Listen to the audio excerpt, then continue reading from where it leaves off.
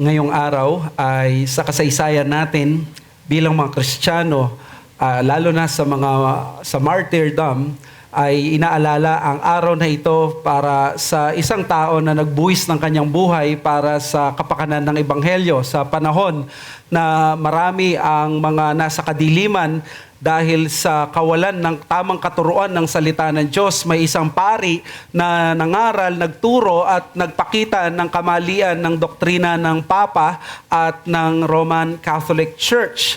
Ngunit sa kagustuhan niya na pagkaloob ang liwanag mula sa madilim na katuruan ng kanilang kontinente, imbes na tulungan siya ng mga kaparian, siya ay pinagsama-sama na i-condemn sa kamatayan.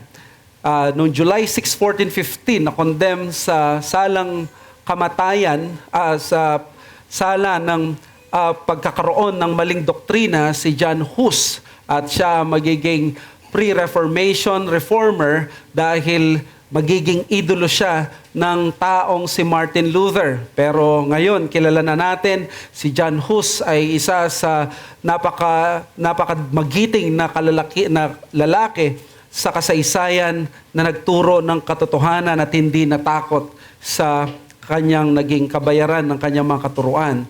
Nagbibigay ito ng reminder sa atin na sa kasaysayan pinagkalooban tayo ng mga kalalakihan at ng mga tao na pwede nating hangaan kahit pa sa kanilang buhay. At ito yung nakikita natin ngayon sa aklat ng Genesis. May isang lalaki na hinirang ang Diyos para magsilbing inspirasyon sa atin. Higit sa lahat ay makita natin ang mga shadows ng Panginoong Hesus, dahil itong character na tinitingnan natin sa Genesis ay siya yung ginamit ng Panginoon para iligtas ang kanyang bayan, ang buong Ehipto at maging ang buong mundo. Ito ay si Joseph, pero hindi niya iniligtas ito kung paanong nagliligtas sa mga superheroes, sa mga movies at sa mga comics, sa ganung paraan. Hindi sa ganung paraan, kundi ang paraan niya ay palagi sa paraan ng salita ng Diyos, sa mga graces na kahanga-hanga.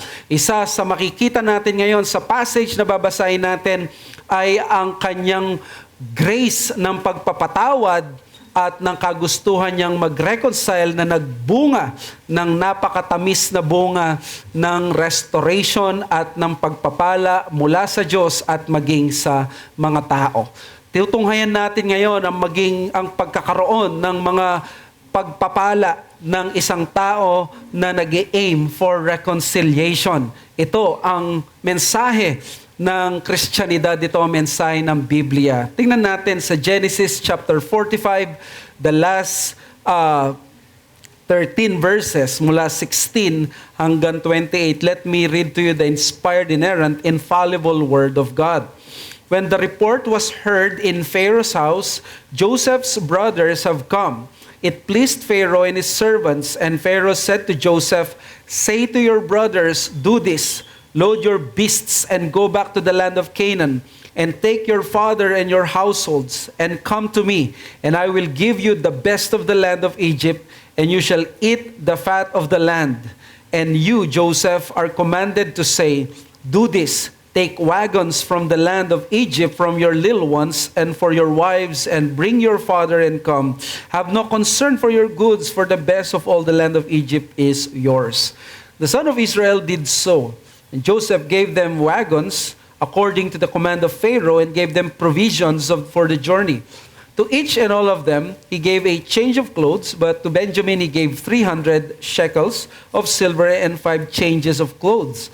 To his father he sent as follows: 10 donkeys loaded with the good things of Egypt, and 10 female donkeys loaded with grain, bread, and provision for his father on the journey. Then he sent his brothers away, and as they departed, he said to them, "Do not quarrel on the way."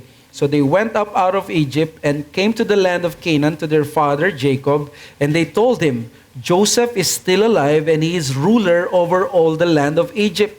And his heart became numb, for he did not believe them. But when they told him all the words of Joseph, which he had said to them, and when he saw the wagons that Joseph had sent to carry him, the spirit of their father Jacob revived. And Israel said, "It is enough. Joseph, my son, is still alive. I will go and see him before I die." This is the word of the Lord. Well, the second half of Genesis 45 ay still patungkol sa direct results ng pagpapatawad ni Joseph sa kanyang mga kapatid. Kung maalala ninyo, ang Genesis 45, siya ang tinawag na culminating development of the narrative of Joseph and his brothers. Di ba nagsimula ito sa Genesis 37, but most especially sa context nito, yung confrontation sa Genesis 42. Nagtangka si Joseph na subukan sila kung talagang nagbago na nga ba sila o they were the same people or persons that they used to be 22 years ago. By the time na nagkita sila, 2 years na ang famine, kaya naman ramdam na yung pangil ng kagutuman sa Kanaan. Sa Genesis 42, ang ginawa ni Joseph, inawaken niya yung guilty consciences nila. Sila ay inakusahan bilang mga espiya at dinetain si Simeon. And then sa Genesis 43, nung nakauwi na sila, bumalik sila sa Egypt kahit ayaw nila, pero wala silang magagawa, kailangan nilang dalhin si Benjamin. Doon sinubok sila kung sila ay mature na. Binigyan ng special treatment si Benjamin. The last time na si Joseph nakitang may special treatment na nakareceive ang isa sa kanila, nagtangka silang patayin siya at ibenta at binenta nga siya. So nagulat si Joseph na hindi na ganito ang ginawa sa kanila at wala ng issue kung si Benjamin man ay nakareceive ng ganitong matinding favor. Sa Genesis 44, si Joseph, tinest yung loyalty nila, in-accuse doon sa silver cup, at pwede na silang tumakbo, iwanan si Benjamin, kapalit ang kanilang freedom. Noon, kumita pa sila, iniwan ng kuya ni Benjamin na si Joseph. What followed was the passionate and sincere speech by Judah.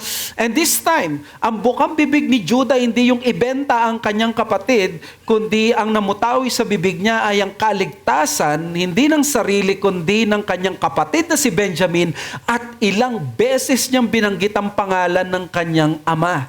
Dito na bumigay si Joseph. Dito na siya na-convince na itong mga kapatid niya, hindi na sila katulad ng mga nasa isip niya noon na sila ay mga masasama at mga berdugong mga kalalakihan na walang pag-ibig sa kanilang mga kapatid. Kaya naman dito sa Genesis 45, bumuhos na yung emotions ni Joseph because Joseph chose to forgive his brothers. His brothers were rightly filled with fear because the most intimidating and most powerful person that they have encountered in Egypt, nandito. Siya ang may power to make their lives more miserable and even kill them just instantly. Suddenly, ni-reveal ang sarili ng powerful person na ito na ako yung tao na ginawa nyo ng dakilang kasamaan. Kaya nga kung mapansin nyo, nung nagpakilala po si Joseph, nagulat sila, hindi yung nagulat na parang masaya sila, mas lalo silang natakot. Imagine mo, itong taong ito, wala ka pang ginawang personal sa kanya. Gusto ka na niyang ipitin, patayin. How much more pag nalaman mo na ito palang taong ito ang nakareceive ng pinakamatinding kasamaan na ginawa niyo sa buhay ninyo. Kung akala ng iba ay relief nang makita nila si Joseph, itong berdugong Egyptian na kausap nila, mas lalo silang natakot knowing na may personal reason pala ito. But what happened? All is well, actually. By talking with them, being kind to them, forgiving them, at sinabi niya, ito yung plano ng Diyos, God led me here, hindi kayo nagdala sa akin dito, masama ang ginawa nyo, pero ang Diyos may plano siya, at meron pang 5 years na taggutom, kung di kayo tutulungan ng Egypt, walang mamangyayari sa inyo. Again, nandun ang thread ng covenant seed. Gusto ng Diyos na i-preserve ang people of God. In fact, sabi ng author na nabasa ko, ang intensyon ng Diyos, bakit sinave niya ang Egypt, hindi para sa mga Egyptians. Sino ba ang mga Egyptians? These are all what? These are all idolaters. Wala naman silang pakialam sa covenant plan ng Diyos. Ang aim ng Diyos is gagamitin lang ang Egypt para i-save ang Israel, i-save si Jacob. Kaya naman, kailangan si Jacob makuha siya mula sa Kanaan. Dahil naalala ninyo, itong si Judah, nag-asawa na siya ng taga-Kanaan. Baka pwedeng magtuloy-tuloy ang ganitong pattern at mawala ang lahi ng mga Israelita. Kaya naman, di ba, nakita natin ang purposes ng Diyos, since through providence, God's purposes always triumph. God's people can overcome evil with good. Hindi kailangan na masama ang panlaban natin sa kasamaan. Sa purposes ng Diyos may providence, kaya pwede nating i-overcome ang evil with good. Now, with the newly restored relationship between Joseph and his brothers, anong mangyayari na ngayon? Alam niyo po ba mula verse 1, nung nagsalita si Joseph, lalo na sa verse 16, everything about this passage is sweetly positive. It is oozing with so much good vibes and blessings. Pag yung binasa natin kanina, puro positive. Nakaka-stress yung mga unang chapters, di ba? Parang nakakatakot basahin, nakakakaba. Ano kaya mangyayari para tayong nasa nanonood ng pelikula, parang naiipit yung mga bida, yung mga nagiging kawawa itong mga taong ito, pinagmamalupitan sila. Then suddenly chapter 45, napakaganda. Punong-puno ng good vibes and blessings. The moment Joseph revealed himself to his brothers in humble forgiveness of their sins, immediately nag-reconcile sila. Everything just keeps on getting better at this point. Mula sa emotional at sinserong yakapan ng mga magkakapatid na hindi nila naranasan for the past 22 years, hanggang sa pagiging hospitable ni Joseph sa kanila, punta kayo dito. At idadala ko kayo, nung niyaya ba naman niya, sabi niya, idadala ko kayo sa Ayala, doon sa BGC, doon ko kayo ititira. Doon sa pinakamagandang lugar, yung Goshen, yun yung fertile land, tamang-tama sa inyong mga shepherds. So you see, nandun ang mga positive news, hindi lang yun. Pati yung si Pharaoh, nagkaroon ng delight. Itong si Pharaoh, na-discover niya yung reconciliation ng mga magkakapatid. Nakisawsaw siya sa kasiyahan. At binigyan pa sila ng imbitasyon. Everything seems to fall into the right place. And why not? This is the very thread of this story. Na si Joseph, ang temporary savior ng Egypt, ng Israel, at ng mundo, siya ang magpe-preserve ng covenant seed at makip ang promise ng Diyos that in the fullness of time, this seed will become the ultimate Savior, the Lord Jesus Christ. But we can't help but notice that these good things in our text are what we call the fruits of reconciliation. This tells us when there is reconciliation among God's people, it is never the status quo. Alam nyo, pinapakita ng text na to, may nangyari puro negative before chapter 45. Then chapter 45, puro magaganda na. Ito yung sasabihin mong parang pivotal point.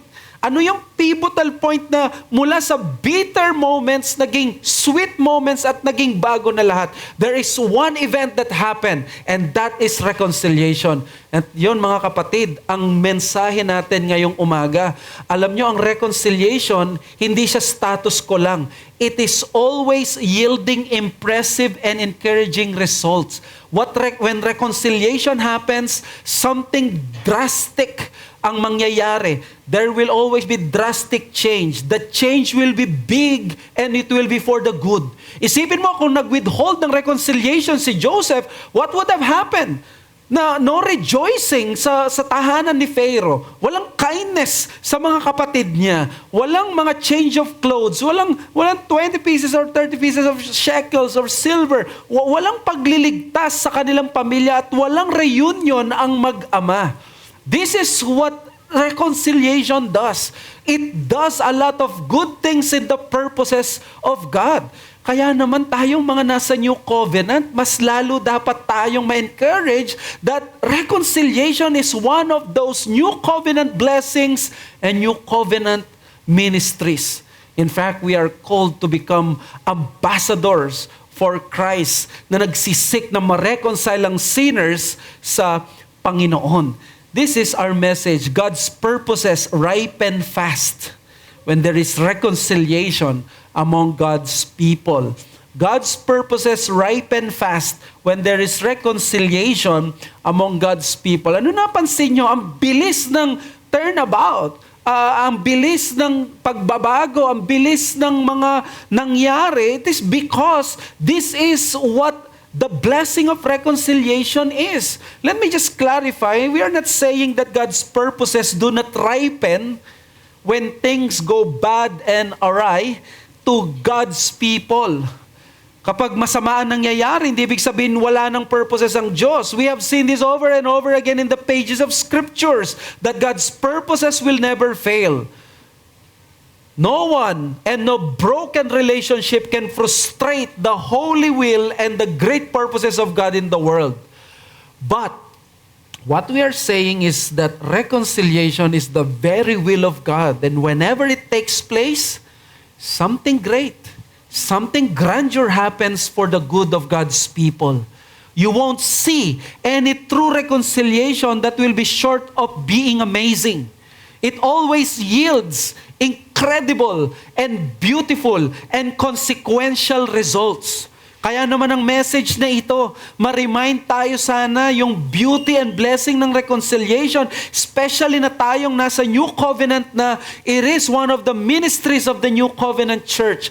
The ministry of reconciliation has been given to the church. Therefore, it is the will of God. It is something that we should cultivate and we cherish at lagi nating isik as a church. May dalawang encouraging truths ang reconciliation dito when it happened. Number one, invitational. It attracts or attractional. A beautiful testimony to the world, verses 16 to 20. And number two, consequential. There is a blessed restoration from the Lord. That is verses 21 to 28. Puntahan natin yung una, invitational or attractional. A beautiful testimony to the world. When the people of God reconcile, what happens? Ito yung bagay na hindi mo pwedeng sabihin na, atin lang ang reconciliation, hindi makikita yan ng mundo. Makikita ka agad yan. And this is what happens sa passage natin sa verses 16 to 20. Upon hearing Joseph's reunion with his brothers, Pharaoh confirms the invitation of Joseph by rejoicing with them and formally arranging their migration to Egypt. Alam niyo, ang verses 16 to 20 na ito, ang connection nito nasa verse 2 pa lang. Si Pharaoh, narinig na niya sa kanyang mga bubuwit doon sa bahay ni Joseph na he was weeping and wailing. Nung sinabing, and Pharaoh heard it, hindi dahil sobrang lakas, no? Yung iyak ni Joseph na narinig niya na kapitbahay lang or duplex lang yung palasyo. Hindi.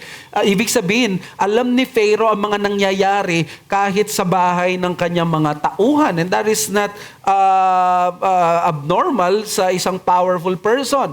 Alam nyo, wala mang formal invitation na magkaroon ng audience sila kay Pharaoh. Pero ang nakita natin dito, there is a sweet gesture of hospitality from Pharaoh to the family of Joseph. Alam niyo ang tunay at sinong unang nag-offer ng Egypt sa kanila? Di naman si Pharaoh. Si Joseph. In-offer na niya yan sa verses 9 pa lang hanggang 15. Na in-offer niya, punta kayo sa Goshen. In fact, si Pharaoh, hindi niya binanggit ang Goshen. Sinabi lang niya, the fat of the land. The best of the land. Kumbaga, ito yung pinakamagandang lugar. Ito na yung pinaka-Boracay or Palawan kung pamamasyal ang nasa isip mo. Or kung anong magandang, for sure, this is not Tondo. This is not yung mga lugar na iniisip natin na medyo congested ang mga lugar na yan. When the report was heard in Pharaoh's house, Joseph's brothers have come, sabi ng verse 16, yung paggamit ng Hebrew name ni Joseph, hindi siya tinawag na sa Panet-Panea, ang binanggit sa kanya, Joseph's brothers have come. Yun yung naka-quotation mark. Ibig sabihin dito, si Joseph, habang nasoon siya sa court or sa palasyo, hindi nawala yung identity niya as a Hebrew person. Bagamat na Egyptianize siya panlabas, people in the court, they all knew of his Semitic origin. Hindi nila nakalimutan yung roots ni Joseph. So therefore, probably si Joseph, dahil Hebrew siya, alam niya essentially tied ang pagiging Hebrew sa panahon na to sa covenant ni Yahweh kay Abraham. So makikita natin dito yung testimony of faithfulness ni Joseph, na loyal pa rin siya sa kanyang Panginoon, kay Yahweh. Nakita natin yan noon nang hindi pa siya vice regent, pero dito makita natin namumuhay pa rin siya bilang isang Hebrew person. Well, siguro, no, nasiyahan sila. Paano ka ba namang hindi masisiyahan, mga kapatid? Yung tao, siya ang nagligtas sa bansa mo, tapos wala siyang kapamilya. Wala siyang kadugo. Alam nila na Hebrew person to. Wala siyang mga kamag-anak sa Egypt. Siya lang ang Hebreyo doon. Kaya dito sa verses 17 to 18, and Pharaoh said to Joseph, "Say to your brothers, do this, load your beasts, and go back to the land of Canaan, and take your father and your households, and come to me." Naka-bold letter sa akin yung word na come to me. Because si Pharaoh mismo, nag-i-invite personally, pumunta kayo sa akin. Parang ginagawa niya dito is, akong bahala sa inyo. Hindi ko kayo pababayaan dito. Look at the care of this unbelieving king kay Joseph at sa kanyang pamilya. Strikingly peculiar ito. Pero is taking upon himself na parang sinasagot niya ang pamilyang ito. Kaya sabi niya sa verse 18, "I will give you the best of the land of Egypt, and you shall eat the fat of the land." Tingnan niyo yung description. The best of the land, the fat of the land. Una, inalok ni Joseph yung Goshen. Dito, explicitly, binanggit ni Pharaoh na hindi lamang sila welcome sa Egypt. Pwede kasing i-welcome sila sa Egypt, manirahan sila banda doon sa squatter area, doon sa mga hindi flourishing na lupa, doon sa lupa na hindi naman sila magiging maayos. Pero sabi niya, patitirahin ko kayo doon sa best of the land, not even good of the land. Best of the land. Look at the favor of God. The best of the land and the fat of the land. And then si Pharaoh, inoffer niya yung special and profound kindness niya kay Joseph, di ba? At sa kanyang pamilya. At hindi lang yung best of the land. Para sa akin, yung best of the land, that's Goshen. Binanggit ni Joseph, siguro narinig na nila, mukhang gusto ni Joseph, Goshen ang bigay sa kanila. Parang sinabi ni Pharaoh, okay, no problem. Goshen it is. Doon kayo pupunta. Kaya gusto ni Pharaoh, tingnan nyo yung verse 19. Siguro hindi natin ito napapansin pag binabasa natin. Pero tingnan nyo what is inside doon sa passage. And you, Joseph, are commanded to say. Alam nyo bakit sinabi niyang, you are commanded to say? Sabi niya kasi doon, do this, take wagons from the land of Egypt. The word commanded reveals, hindi lang ito parang advice or well wishes ni Pharaoh. Ito ay command ng hari. This is an actual edict. This is an official authorization for their delegation. Bakit? Kasi gagamit siya ng wagons. At this time, wala pa daw wagons na naiimbento sa buong mundo except sa Egypt. Sa Egypt lumabas for the very first time ang mga wagons dito sa scripture. So therefore, ang gagamit ng wagon, parang property ito ng US military, parang ganon. Egyptian military, merong security detail na ipoprovide sa kanya ang Pentagon. So therefore, matindi pala ito. Kasi pupunta may mission Ang mission parang i-extract itong si Jacob, kukunin siya doon at magpapadala sila ng delegates na may security detail na ipapakita doon. Siyempre, hindi pwedeng mapahiya itong si Pharaoh kapag pinakuha niya si Jacob, naglakbay siyang ganun, tapos namatay lang siya, o kaya ninakawan siya, o kaya kahihiyan kay Pharaoh yon. So therefore, merong governmental assistance dito, kaya you are commanded to say, take wagons from the land of Egypt. So this is very peculiar. Tapos sabi niya, for your little ones, for your wives, bring your father and come.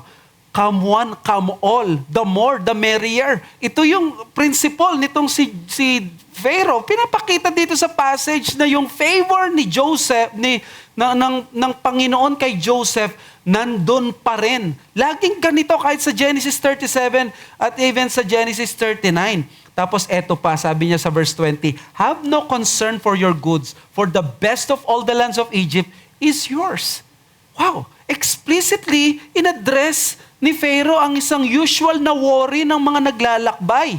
Ano sabi niya? Have no concern for your goods. Alam niyo, mga naglalakbay, they really don't travel light noon, lalo na mga nomadic. Wala silang property na iiwan, idadala nila. Parang sinabi ni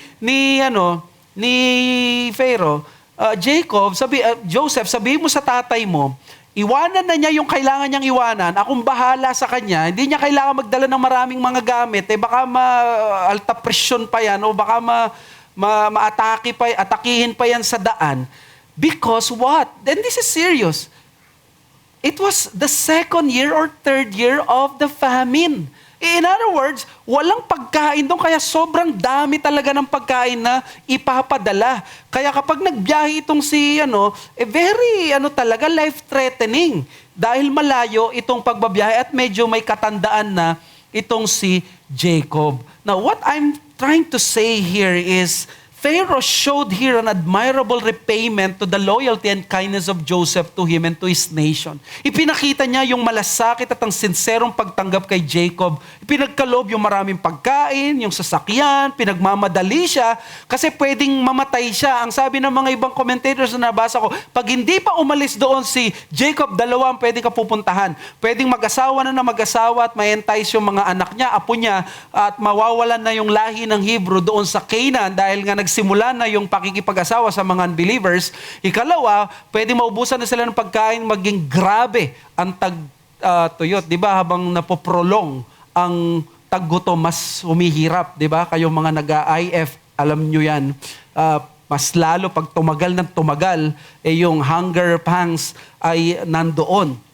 So, marahil, makikita natin dito yung pagmamahal ngayon nitong si Pharaoh, na pwedeng mamatay sila sa biyahe, pwedeng kung tatagal pa. Kaya dito makikita nating napakaganda ng testimony ni Joseph at ng kanyang kapatid. No, lalo na nung nagkaroon ng reconciliation, napansin ito ng iba. And I think this is a good point to remind us, mga kapatid, when there is reconciliation and when there is this good testimony sa atin, it is so beautifully life-changing that it invites the attention and admiration of the world.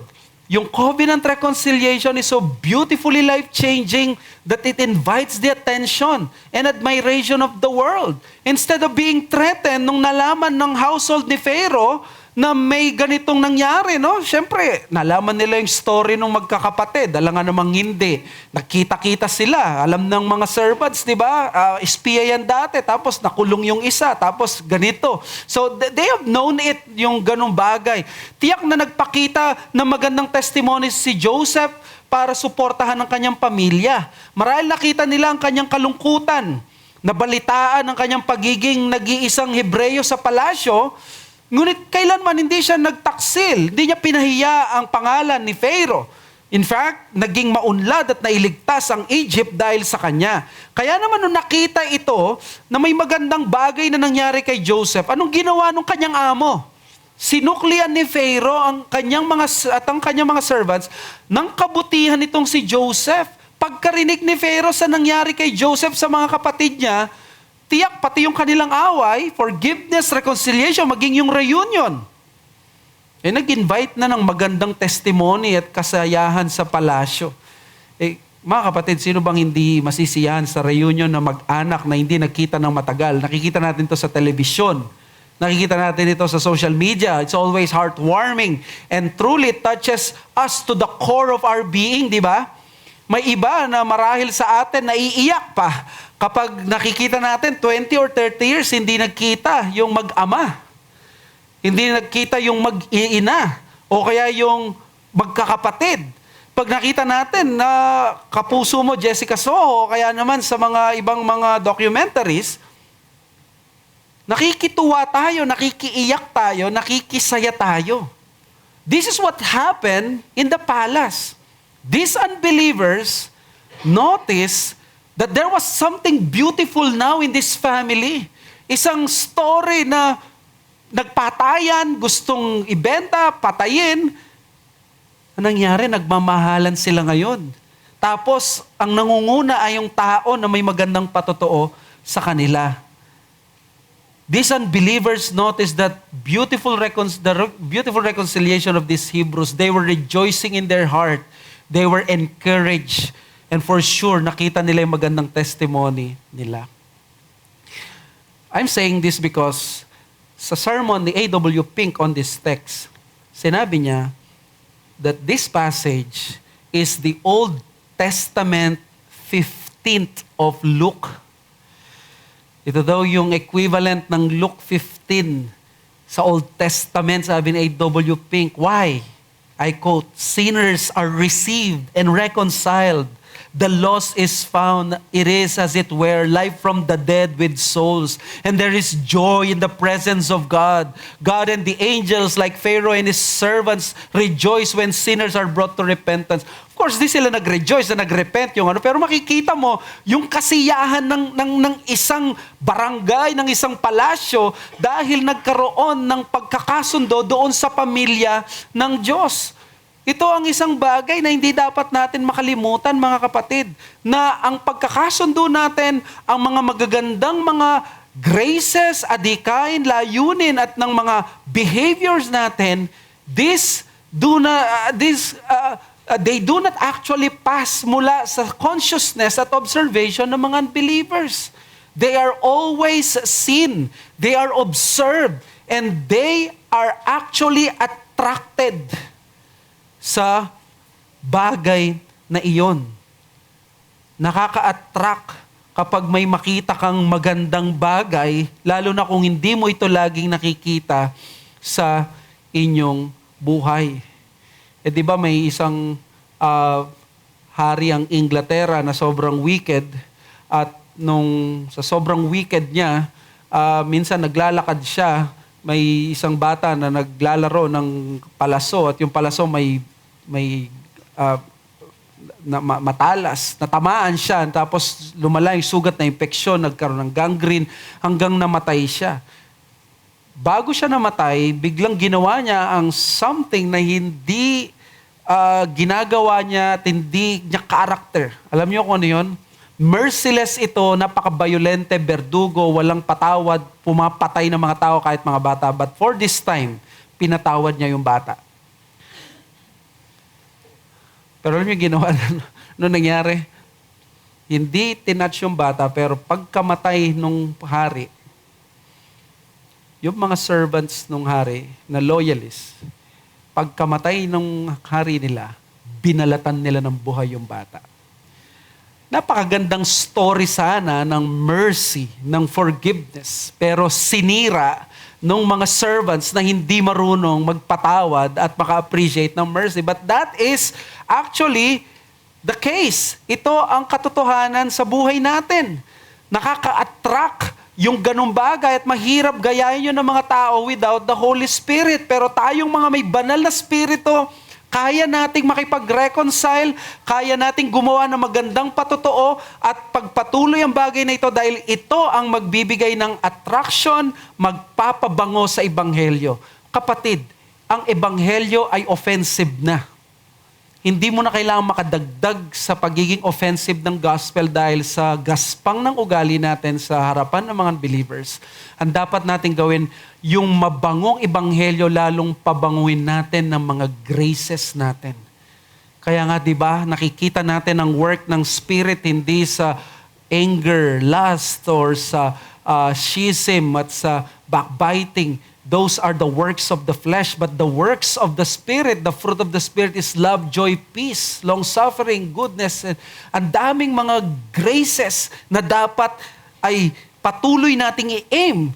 Wala silang banal na spirito, tayo meron, kaya naman kaya natin ito. That's why the challenge here is attract your unbelieving environment by fighting consciously for gospel graces and lifestyle. Si Joseph, yung kanyang testimony sa harapan ni Potiphar, sa harapan ng prisoner, sa harapan pa ng palace or ng Pharaoh, hindi siya napahiya, hindi napahiya ang Diyos niya. Kaya tingnan nyo yung fruits of rewards ngayon sa kanya, talagang sinuportahan siya.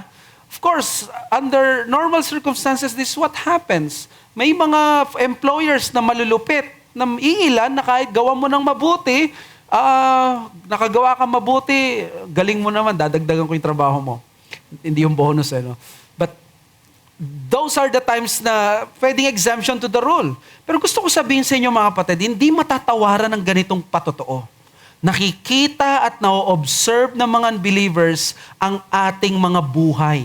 In fact, naaamoy nila kung merong awayan, kung merong chismisan, kung merong kataksilan, kung merong backstabbing, or merong greedy lifestyle ang covenant community. Makikita nila yan, maamoy nila even sa social media.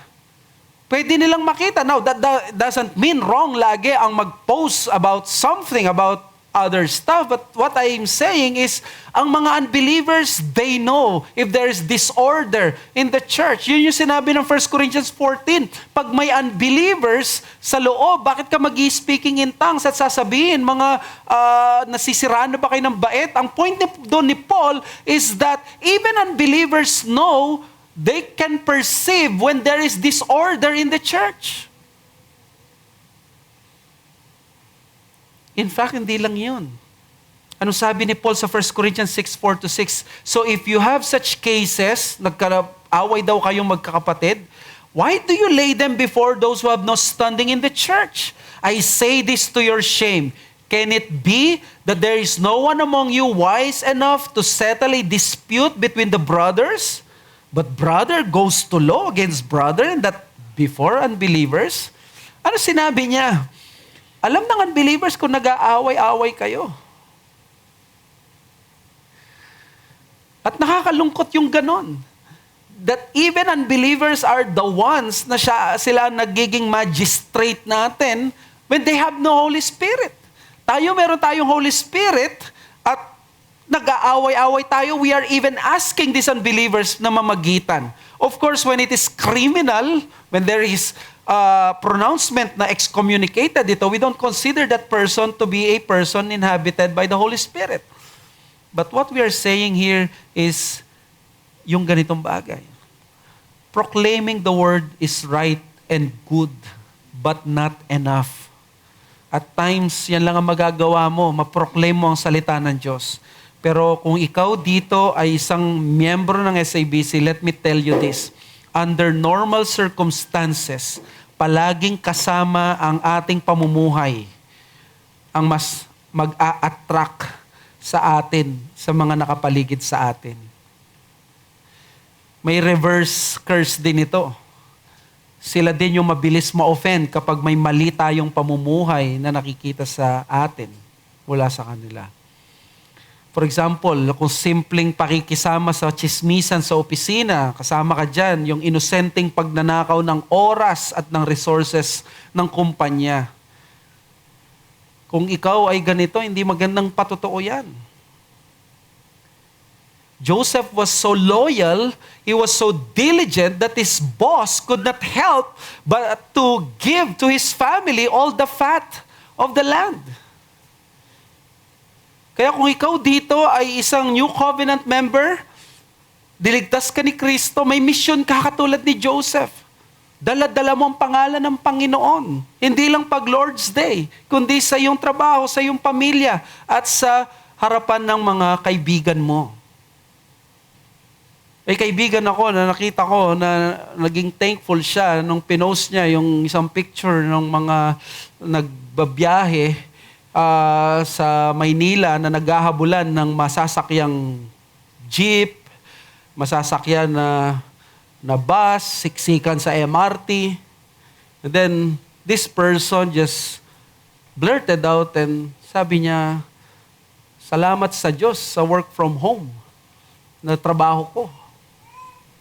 At tayong mga nasa work from home, all the more na dapat pagbutihan natin ang trabaho natin. It's because we don't experience this kind of problem.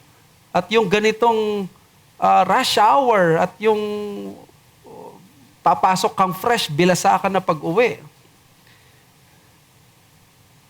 Di ba, ang work from home, it is a blessing. At alam ko, marami sa inyo ang work from home, ang setup ninyo. And I praise God for that. And as your pastor, I'm rejoicing with you. But then, ang work from home setup ay nagpo-pose ng maraming temptation. Na dahil nasa work from home, di tayo masyado monitor, nakikita at nasa bahay tayo, maaari na maging haphazard or hindi focused ang ating atensyon sa ating trabaho o sa inyong trabaho. Hindi dapat maging kasanayan ng mga Kristiyano na nagtatrabaho and then tumatanggap tayo ng sweldo pero napapabayaan natin ang ating mga trabaho.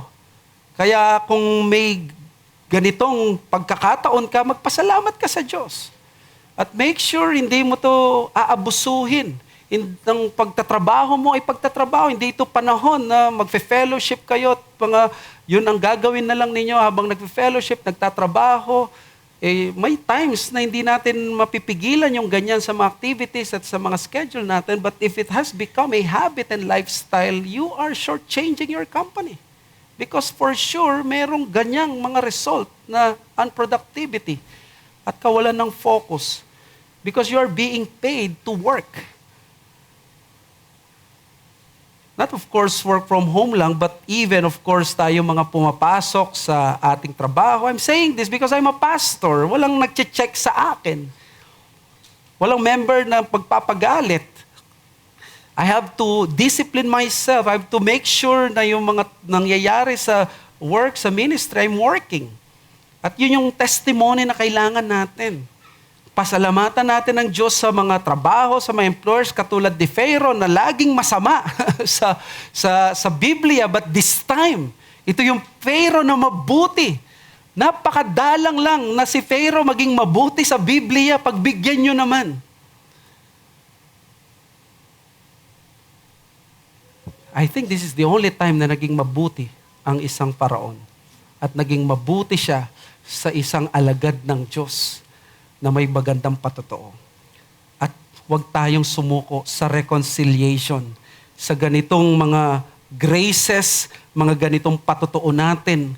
Naiinggit itong mga unbelievers actually na bakit nagagawa nating patawarin yon, bakit nakagawa natin na palampasin yon, bakit nakakaya nating, nagtataka sila, kaya niyong ibigay yung ganong kalaking salapi para sa ministry?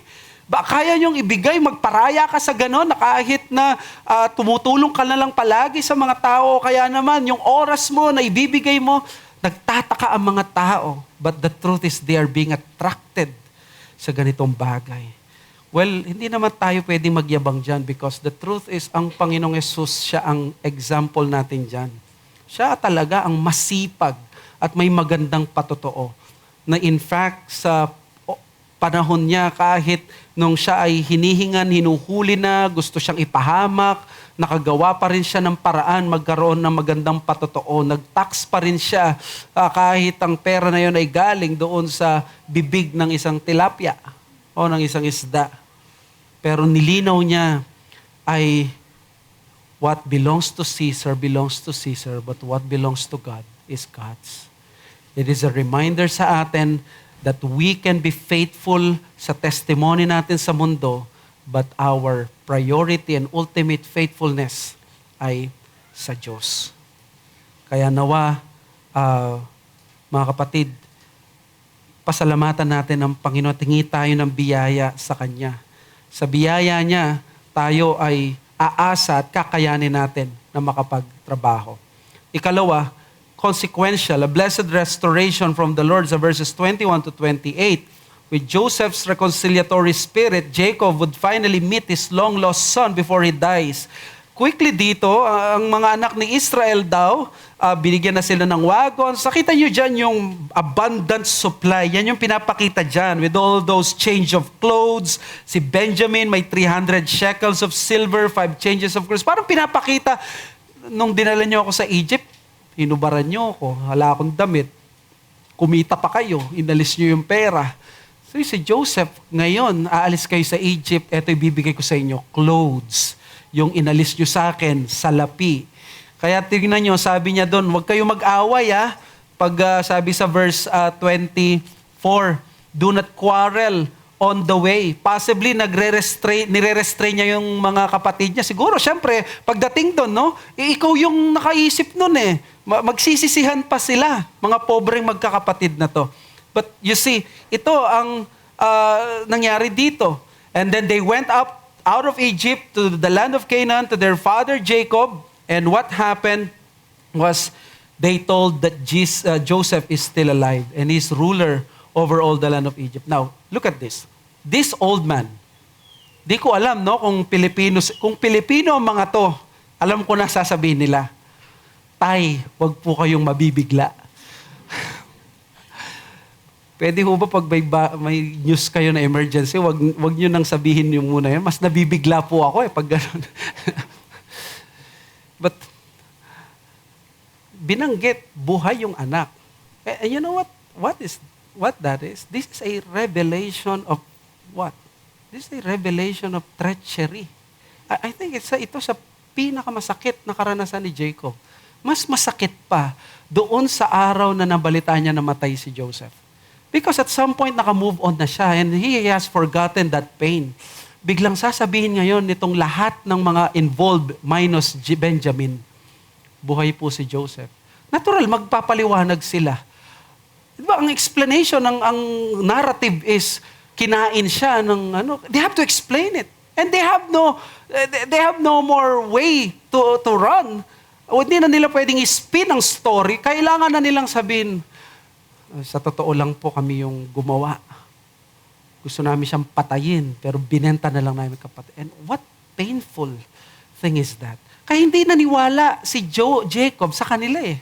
Napansin niyo, hindi sila naniwala. He became numb. He did not believe them. Saan siya naniwala? Hindi sa testimony ng mga bibig ng mga kapatid ni Joseph. Naniwala sila saan? Doon sa wagons, doon sa pinadala ni, imposibleng gawa-gawa nyo lang to. Famine eh. Tapos meron kayong pa-buffet? Hindi pwede yan. Galing talaga yan kay Egypt. No? Kay Pharaoh. So therefore, sabi niya, it is enough. Joseph, my son, is still alive. Alam nyo, dahil sa reconciliation na ito, si Jacob, makakapunta na siya doon sa Egypt, magkikita sila. At alam niyong mangyayari. Pagkatapos lang nilang magkita ni Joseph, after some time, mamamatay na siya. In other words, providence talaga lang ng Diyos na nag-reconcile na sila. Kung na-delay pa ang reconciliation, nag-withhold pa si Joseph, hindi magkakaroon ng restoration. And that is the point. Covenant reconciliation is almost miraculous because it heals even those dead relationships. Tingnan mo yung reconciliation na ito, even yung dead, biglang nabuhay. At ito yung gusto nating i-emphasize na matututunan dito. Relationships are the bread and butter of humanity. Kinreate tayo ng Diyos with relationship according sa image ng Diyos who is capable of having relationship.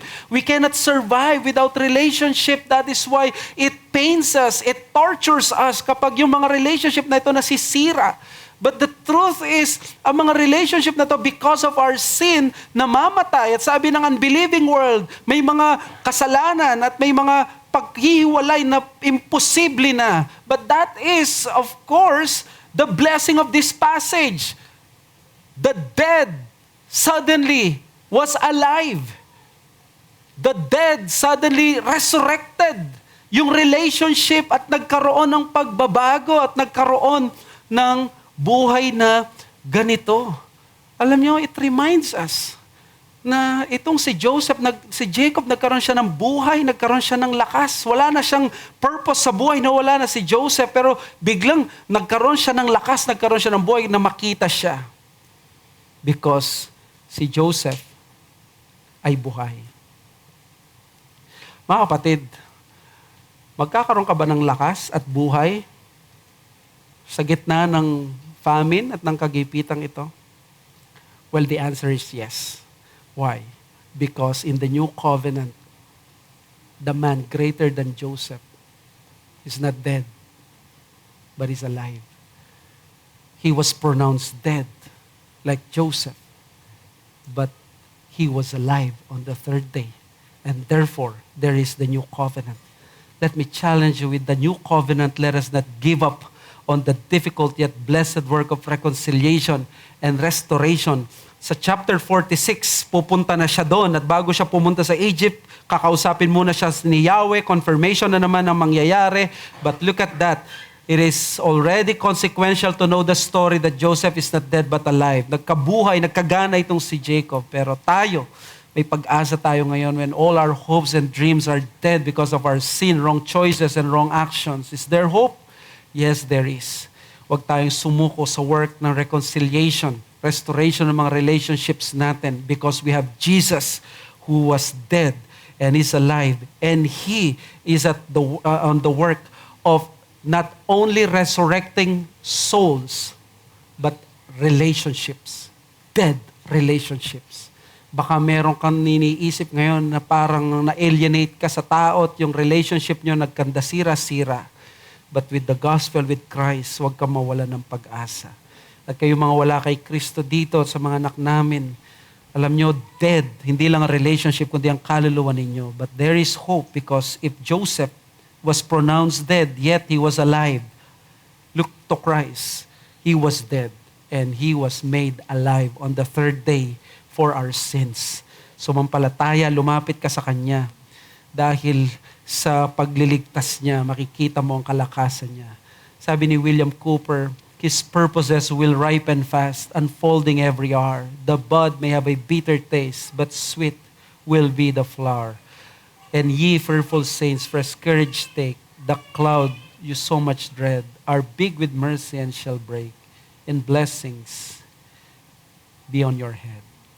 This is the power of the new covenant in Christ, the power of the greater Joseph, and the power of the gospel. Let us pray. Father, we thank you as we heard your word.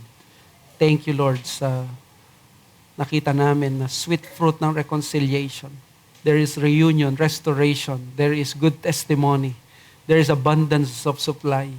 Nawa, Panginoon, ganito ang gawin namin. Let your hand be upon our lives. Have mercy upon us. At nawa nga ay patuloy naming asamin ang pagkilos mo sa buhay namin. And may we all have that Jesus, the greater Joseph sa buhay namin, especially those na wala pa kay Kristo ngayon, na sila ay umasa dahil pwede kaming umasa dahil buhay ang aming tagapagligtas. Maraming salamat. Ito po ang aming samot dalangin sa pangalan ng Panginoong Yesus. Amen.